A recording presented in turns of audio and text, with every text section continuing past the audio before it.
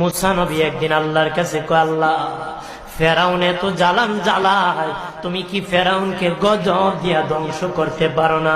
আমার আল্লাহ কয়, মুসা আমি ফেরাউনকে 4টা কারণে গজব দেই না। কয় কারণে? ফেরাউনকে 4টা কারণে গজব দেই না।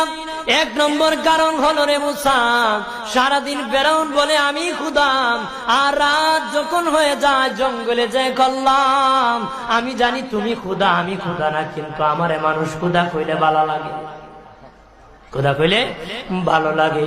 প্রভু তাই তুমি বিরক্ত হইয়া আমার উপর গজব দিও না।